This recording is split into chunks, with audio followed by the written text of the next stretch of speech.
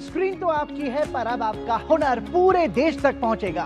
नमस्कार। डिजिटल दुनिया में जिन क्रिएटर्स ने अपने हुनर से रील्स को रियल बनाया, लाइक्स को लाइव बनाया और फॉलोअर्स को फैमिली, आज वही टैलेंट पहुंच रहा है टीवी की सबसे भरोसेमंद स्क्रीन पर। डीडी न्यूज लेकर आया है क्रिएटर्स कॉर्नर, एक ऐसा मंच जहां सोशल मीडिया इन्फ्लुएंसर्स सिर्फ कंटेंट ही नहीं दिखाते बल्कि अपनी कहानी, क्रिएटिविटी और कमिटमेंट भी शेयर करते हैं। यहां हर क्रिएटर को मिलेगा पूरा क्रेडिट। आपका नाम, आपका चैनल, आपकी पहचान, मंच हमारा, क्योंकि हुनर का सम्मान होना चाहिए और पहचान होनी चाहिए राष्ट्रीय। तो तैयार हो जाइए, रील से रियल तक, मोबाइल से मेन स्ट्रीम तक और सोशल मीडिया से राष्ट्रीय मंच तक के इस शानदार सफर के लिए आप देख रहे हैं क्रिएटर्स कॉर्नर, जहां क्रिएटर्स बनते हैं सेलिब्रिटीज।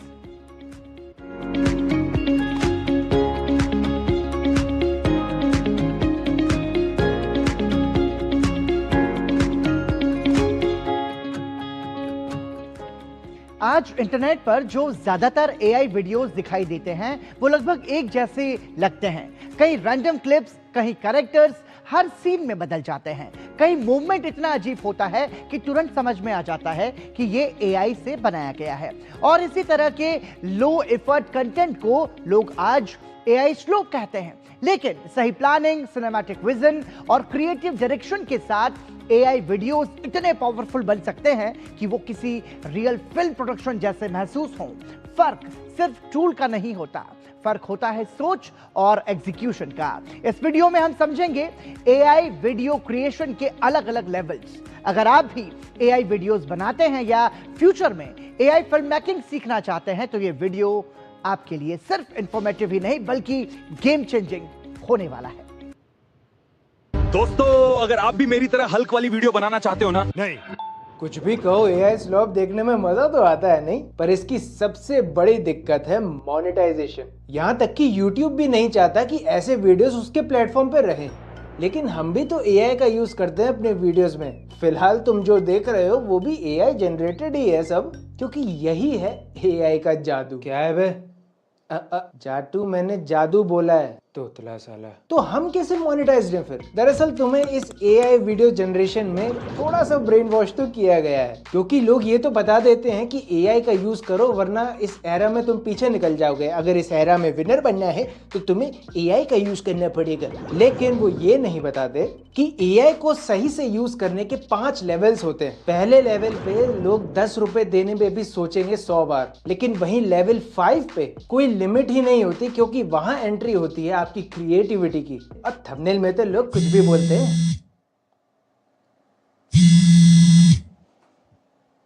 हेलो जी, हाँ, मैंने 75 के लास्ट ऑप्शन दिया था। हाँ, एक्चुअली मैं अभी थोड़ा बिजी हूँ। मैं आपको अपने मैनेजर जाटू का नंबर दे देता हूँ। आप 10 मिनट में कॉल कीजिएगा प्लीज़ प्लीज़ जी। Thank you ma'am, thank you, bye. तो पहले लेवल पे आते हैं तुम्हारे हल्कू भैया, मोमोज भैया, चाय बहन। ये सारे जो एआई वीडियोस होते हैं वो लेवल 1 पे आते हैं, क्योंकि यहाँ सीधा प्रॉम्प्ट से वीडियो बनाई जा रही है। बिल्कुल बेसिक स्ट्रक्चर, आपको स्टोरी पता है, आपको डायलॉग्स पता है, प्रॉम्प्ट डालो और वीडियो तैयार। जैसे मैं एक प्रॉम्प्ट डालता हूँ, उड़ने वाली कार मुंबई सिटी के ऊपर से जा रही है। मैं हूँ पापा की परी और दुनिया के बारे में कोशिश कर। देखो कितनी बढ़िया है। अब ये स्टेज होती है एआई स्लॉप। लेकिन कभी सोचा है एआई स्लॉप को एआई स्लॉप क्यों कहते हैं? क्योंकि वहां पर आपका कंट्रोल नहीं होता, एआई का कंट्रोल होता है। एआई डिसाइड करता है कि उसको कैसे बनाना है, आप बस उसे इंस्ट्रक्शंस देते हो। जो देखा जाए तो फिर काफी जेनेरिक हो जाते हैं और लो एफर्ट होते हैं। और यही यूट्यूब ने अपनी पॉलिसीज में भी कहा था कि लो एफर्ट कंटेंट को वो प्रमोट नहीं करते, क्योंकि आपको इसमें ज्यादा से ज्यादा करना क्या है। सीधा चैट जीपीटी पे जाओ, चैट जीपीटी से कहे बेटे तू जरा हल्कू की जरा 4-5 स्टोरी लाइन बता दे डायलॉग के साथ। वो डायलॉग भी लिख के दे देगा सब कुछ, और कैसा स्टाइल चाहिए वो भी लिख के दे देगा। और बस फिर VO3 पे जाओ, उसे पेस्ट करो और मजे ही मजे। आयरनी देखो, VO3 गूगल का प्रोडक्ट है और यूट्यूब भी। फिलहाल जो लेवल 1 पे जो वीडियोस बनते हैं वो मेनली एंटरटेनमेंट पर्पसेस के लिए ही बनते हैं। फिर आता है लेवल 2, ग्राउंडेड शॉट। ये वो पहला लेवल होता है जहां हम एआई को एक डेटा पॉइंट देते हैं जिससे वो वीडियोस अच्छे से बना सके।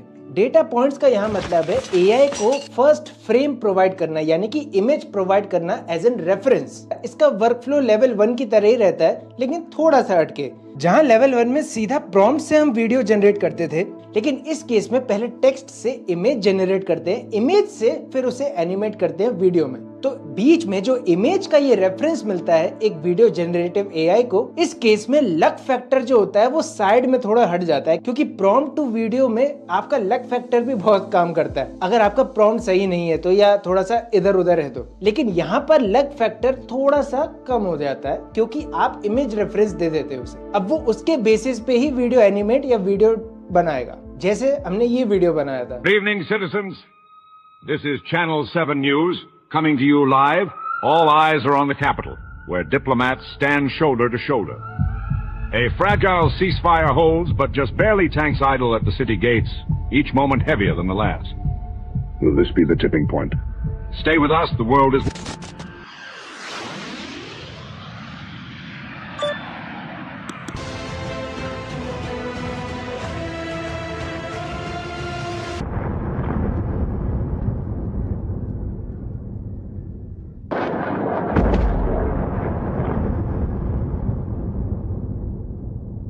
Now I am become death, the destroyer of worlds. अब इस वीडियो को हमने टच भी नहीं किया है पोस्ट प्रोडक्शन में, सिर्फ बैकग्राउंड म्यूजिक ही लगाया है और कटिंग कुटिंग की है बस। बाकी हमने मिड जर्नी से बस इसके इमेज बनाए और उन इमेज को सीधा ऑटो एनिमेट ही कर दिया। हमने प्रॉम्प्ट डालने का भी कष्ट नहीं किया और फिर एआई ने अपनी इंटेलिजेंस के इस्तेमाल से उस इमेज को एनिमेट किया। तो ये होता है लेवल 2, जहां पर आप सारा काम एआई पे छोड़ते हो, सिर्फ एक डेटा पॉइंट या रेफरेंस देके कि इस इमेज के हिसाब से ही तुझे हर काम करना है। आप ऑटो पे सेट कर दीजिए, अब एआई का काम है वो कैसे करता है, क्या करता है।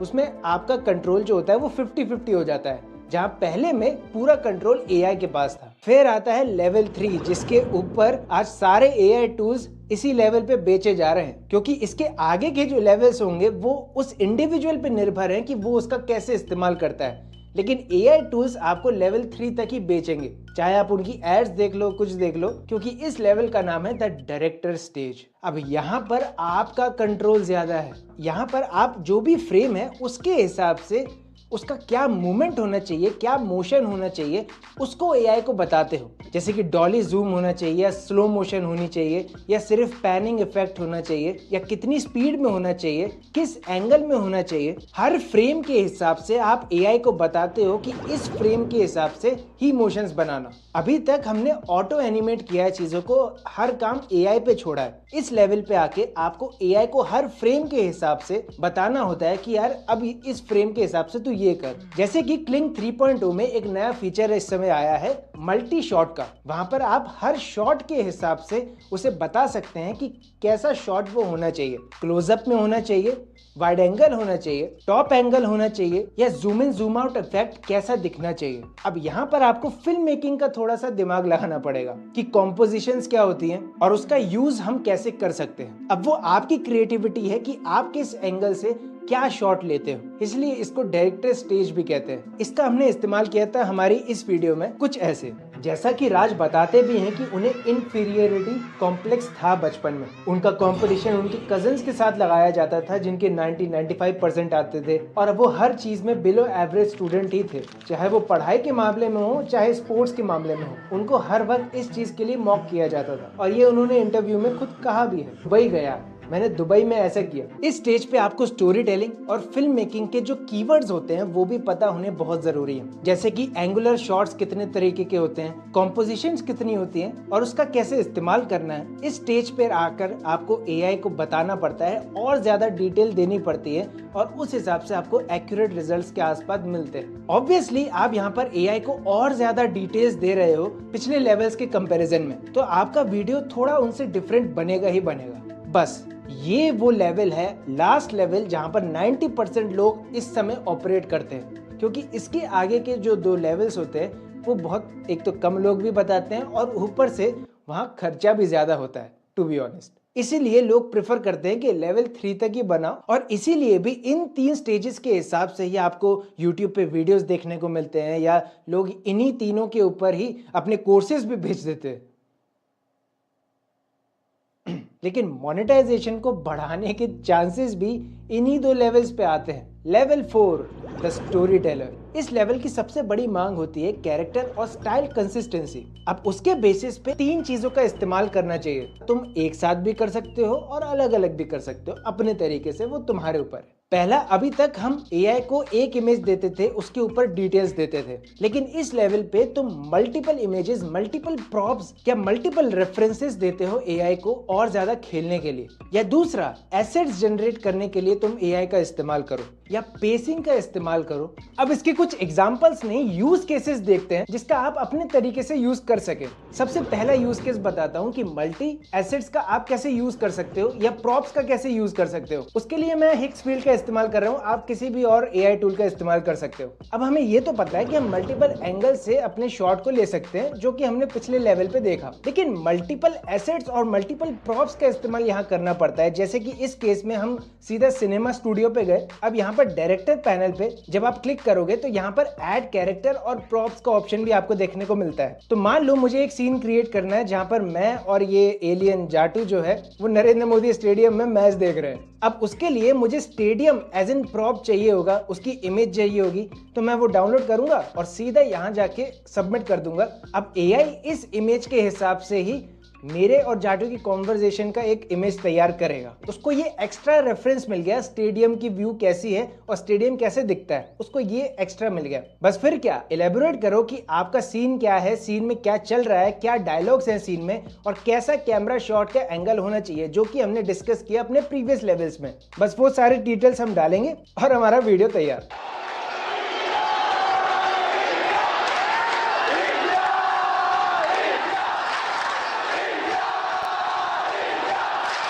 देख रहा है जाटू, वर्ल्ड कप फाइनल और अपना वीडियो एक ही दिन में आ गया यार। तो मैं क्या करूँ जाटू, देख वैसे भी तेरे व्यूज़ और लाइक सब्सक्राइबर्स तो बढ़ने रहे हैं, तो फ़र्क क्या पड़ता है। सही है यार, फ़र्क क्या पड़ता है।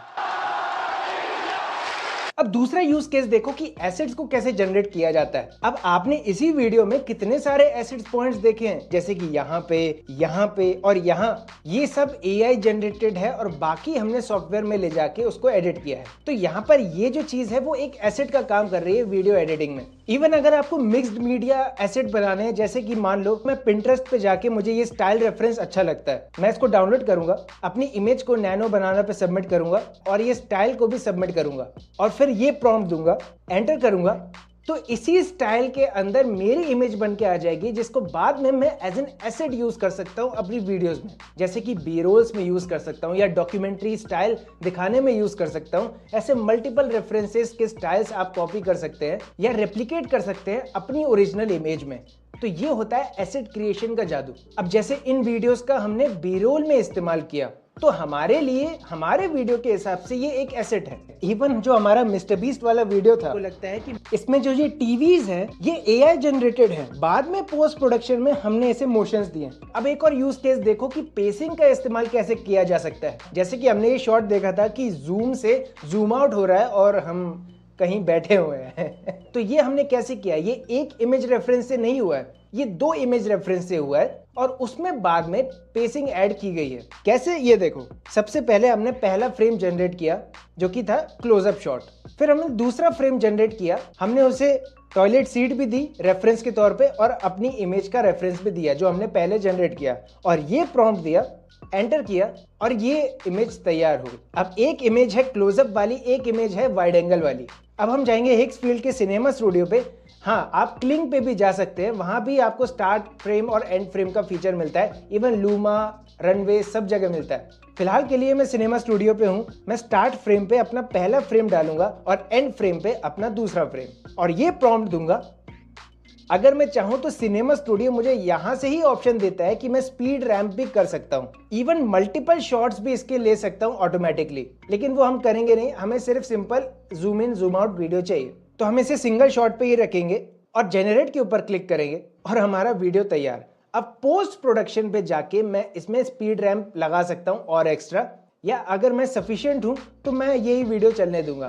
तो यहाँ पर पेसिंग जो थी वो कुछ ऐसी हुई कि ये आया पेन और ये फिर गया, फिर धीमा हुआ ऐसा। ये था लेवल 4। लेकिन लेवल 5 जब तुम जान लोगे उसके बाद ये वीडियो छोड़ के मत जाना, क्योंकि मैं एक मजेदार सा बोनस दूंगा। खैर, लेवल 5 आता है द मास्टरपीस लेवल। यहाँ पर जुड़ते हैं एक्सटर्नल फैक्टर्स। मैनुअल काम यहाँ पर 75-80% के आसपास ही रहता है, वो एआई करता है बाकी का 20%। कलर ग्रेडिंग करो और उनको साउंड के साथ लेयर करो, क्योंकि इस लेवल पे आके आप एआई पार्ट एलिमिनेट करते हो, एंटरटेनमेंट का प्रोफेशनलिज्म को एम्ब्रेस करते हो। यहाँ आप एक एआई वीडियो को सेल नहीं करते हो, यहाँ पर आप हाई क्वालिटी एसेट को सेल करते हो। अब आती है बोनस की बारी। थोड़ा अनफेयर एडवांटेज भी मिलना चाहिए ना हमें। 3 फीचर्स का इस्तेमाल करना है, इस समय मत भूलना यार। पहले हिक्सफील्ड का ये जो सिनेमा स्टूडियो फीचर है, 1 नंबर। इवन ये वीडियो जो था वो पूरा हिक्सफील्ड ने ही बनाया था, हमने टच भी नहीं किया था। और ये सिनेमा स्टूडियो बनाया ही सिनेमा पर्पसेस के लिए गया है, तो उसकी कलर ग्रेडिंग से लेकर उसके इमोशंस तक वो सब सिनेमा ग्रेड रहेंगे। तो आपको फिल्म मेकिंग के अगर कॉन्सेप्ट थोड़े ढीले भी है ना, तब भी आप समझ जाओगे। दूसरा, हिक्सफील्ड का ये सोल फीचर। अब मान लो मुझे किसी वीडियो में इस इमेज के हिसाब से ही कलर ग्रेडिंग होनी चाहिए उसकी, और वो वीडियो उसी कलर ग्रेडिंग के साथ बन जाएगा। ये काफी मजेदार फीचर था, मुझे लगा यार आपको बताना चाहिए, और हेल्प भी बहुत होती है इससे। और तीसरा, क्लिंग 3.0 का मल्टी शॉट फीचर। एक ही वीडियो में एक ही प्रॉम्प्ट से एआई डिसाइड कर लेगा कि उसे कौन सा शॉट दिखाना है, यानी फ्रेम्स जनरेट करने की भी कोई जरूरत नहीं है। आप मल्टीपल शॉट्स बना सकते हो और उन शॉट्स की मोशंस खुद डिसाइड कर सकते हो। तो फ्रेम जनरेशन का थोड़ा काम खत्म होगा। तो इस वीडियो से हमें क्या समझ में आता है कि यार 10 रुपए वाला एआई वीडियो या 10,000 या उससे ज्यादा वाला एआई वीडियो में सिर्फ 3 चीजें उसको यहाँ से यहाँ लाते हैं। एसेट जनरेशन का इस्तेमाल करो, पूरा वीडियो एआई से मत बनाओ। दूसरा, ह्यूमन एफर्ट एआई जितना ही लगाओ या उससे थोड़ा ज्यादा लगाओ। और तीसरा, मोशंस और कैमरा एंगल्स और पेसिंग से खेलो। प्लस अगर उसमें कलर ग्रेडिंग और टेक्सचर्स पोस्ट प्रोडक्शन में जोड़ दिए जाए, तैयार मास्टरपीस। लेकिन मैं अब भी मानता हूँ कि ये सब वेस्ट है जो तुमने अभी तक देखा है, क्योंकि हमने ये पता कर लिया कि एआई का कैसे इस्तेमाल करना है। लेकिन यहाँ पर सबसे बड़ी चीज जो फैक्टर बन के निकलती है वो है क्रिएटिविटी। आपकी खुद की ब्रेन की, यार खुद की ब्रेन की बात नहीं मानते हो तुम, चैट जीपीटी की मानते हो, तो आपकी क्रिएटिविटी हमेशा यूनिक रहेगी एक एआई पर्सपेक्टिव से। इसीलिए तो स्टोरी टेलिंग की मांग इस समय बहुत ज्यादा बढ़ चुकी है, क्योंकि एआई तुम्हें स्टोरीज बना के दे देगा, लेकिन उसके अंदर जान कैसे फूकनी है भाई, या लेवल 1 से लेवल 3 पे ही रहना है। बाकी अपने दिमाग पर विश्वास रखो, फोमो से दूर रहो, और जो एआई कोर्स इन 3 लेवल के हिसाब से बेच रहे हैं उनको बोलो क्षमा करो। और सैम अंकल को थोड़ी सांस लेने दो, वरना ब्रेन रॉट वाली वीडियोस बहुत हैं यूट्यूब पे। यहाँ रुक रहे हैं एक ब्रेक के लिए, बने रहिए हमारे साथ। सिप सिप जीरा सिप जीरा सिप, MDS का जलजीरा जीरा सिप, जीरा सिप जीरा सिप, प्यास बुझाए ठंडक लाए सबको भाई जीरा सिप, MDS का जलजीरा जीरा सिप। जीरा सिप, असली रिफ्रेशिंग, असली स्वाद, असली मजा। मास्टर जी नमस्ते, 2 ड्रेसेस बनानी है, ठीक है? ऐसा कुछ। लेकिन मास्टर जी 4 दिन में पार्टी है, बन जाएगी ना पक्का? हो जाएगा। कैसे? फैशन चेंजेस हमेशा, उषा हमेशा। जब धरती चीर कर निकलता है लोहे का पत्थर और मिलता है मोंगिया के जोश से, फिर तपता है, पिघलता है और बनता है फौलाद। अब होता है सरिया सारी खूबियों के साथ। मोंगिया स्टील, मजबूत देश का मजबूत सरिया। बीमारी उम्र देखकर नहीं आती, इसलिए हेल्थ इंश्योरेंस बहुत जरूरी है। पॉलिसी बाजार ऐप पर 1 करोड़ का हेल्थ इंश्योरेंस सिर्फ 550 रुपए महीने से शुरू। गोल्डी छोले मसाले, जहाँ जाए रिश्ते बनाए। गोल्डी लाए हैं फ्रेश लॉक टेक्नोलॉजी, जो रखे मसालों को हर समय फ्रेश। आज दुनिया सिर्फ इलाज नहीं खोज रही है, दुनिया खोज रही है भरोसा, बेहतर सुविधाएं और किफायती स्वास्थ्य सेवाएं। और यही वजह है कि भारत आज तेजी से विश्व के सबसे बड़े मेडिकल और वेलनेस टूरिज्म हब के रूप में उभर रहा है। जहां विकसित देशों में इलाज पर लाखों रुपए खर्च हो जाते हैं, वहीं भारत में वही ट्रीटमेंट लगभग 70% तक कम लागत में उपलब्ध है। लेकिन सिर्फ सस्ता इलाज ही भारत की पहचान नहीं है। भारत की सबसे बड़ी ताकत है आधुनिक तकनीक, अनुभवी चिकित्सक, विश्व स्तरीय अस्पताल और आयुष जैसी पारंपरिक चिकित्सा पद्धतियों का अनोखा संगम। सरकार की हील इन इंडिया पहल ने भी इस क्षेत्र को नई गति दी है। ई मेडिकल वीजा, बेहतर हेल्थ इंफ्रास्ट्रक्चर और विदेशी मरीजों के लिए आसान सुविधाओं ने भारत को दुनिया भर के लोगों की पहली पसंद बना दिया है। तो आखिर कैसे भारत मेडिकल सेक्टर में नई ऊंचाइयों को छू रहा है? कैसे आधुनिक चिकित्सा और वेलनेस का मेल दुनिया को भारत की ओर आकर्षित कर रहा है? इन्हीं सभी पहलुओं पर बात करेंगी कंटेंट क्रिएटर खुशबू सिंह अपने इस खास वीडियो में। भारत अब सिर्फ घूमने की जगह नहीं है, बल्कि दुनिया का हीलिंग हब बनता जा रहा है। जहां एक तरफ हाईटेक हॉस्पिटल है, वहीं दूसरी तरफ योग, आयुर्वेद और वेलनेस का अनोखा संगम भी। लेकिन आखिर क्यों दुनिया भर के लोग इलाज के लिए भारत आ रहे हैं और कैसे heal in India mission Bharat को मेडिकल टूरिज्म का सुपर पावर बना रहा है? आज की वीडियो में हम आसान भाषा में समझेंगे भारत की मेडिकल और वेलनेस टूरिज्म की पूरी कहानी। सबसे पहले एक दिलचस्प आंकड़ा, 2025 में भारत में करीब 5 लाख से ज्यादा विदेशी लोग सिर्फ इलाज करवाने आए और भारत का मेडिकल टूरिज्म मार्केट तेजी से बढ़ रहा है। अब सवाल ये है कि लोग भारत क्यों चुन रहे हैं? दरअसल दुनिया के कई देशों में इलाज बहुत महंगा है। लंबी वेटिंग, महंगे ऑपरेशन और हेल्थ केयर का बढ़ता खर्च लोगों को दूसरे देशों की तरफ ले जा रहा है। ऐसे में भारत एक बड़ा विकल्प बनकर उभरा है। भारत की सबसे बड़ी ताकत क्या है? कम खर्च में अच्छा इलाज। जहां cardiac surgery, cancer treatment, organ transplant, neurology, dental care और फर्टिलिटी ट्रीटमेंट जैसी सुविधाएं दुनिया के मुकाबले काफी सस्ती है। लेकिन सिर्फ सस्ता इलाज ही नहीं, भारत मॉडर्न मेडिकल साइंस और पारंपरिक आयुष सिस्टम का अनोखा कॉम्बिनेशन भी दे रहा है। यानी अगर कोई व्यक्ति ऑपरेशन के बाद रिकवरी चाहता है तो उसे योग, आयुर्वेद, मेडिटेशन और नेचुरोपैथी जैसी सुविधाएं भी मिलती है। इसलिए भारत को ग्लोबल हीलिंग डेस्टिनेशन कहा जा रहा है। अब एक और बड़ा कारण, भारत का मेडिकल इंफ्रास्ट्रक्चर। देश में लगभग 69,000 से ज्यादा अस्पताल है और 12 लाख रजिस्टर्ड डॉक्टर मौजूद है। साथ ही भारत के कई हॉस्पिटल्स को NABH और JCI जैसी इंटरनेशनल मान्यता भी मिली हुई है, मतलब क्वालिटी और सेफ्टी के ग्लोबल स्टैंडर्ड्स। दिल्ली, मुंबई, बेंगलुरु, चेन्नई और हैदराबाद जैसे शहर मेडिकल टूरिज्म के बड़े सेंटर बन चुके हैं।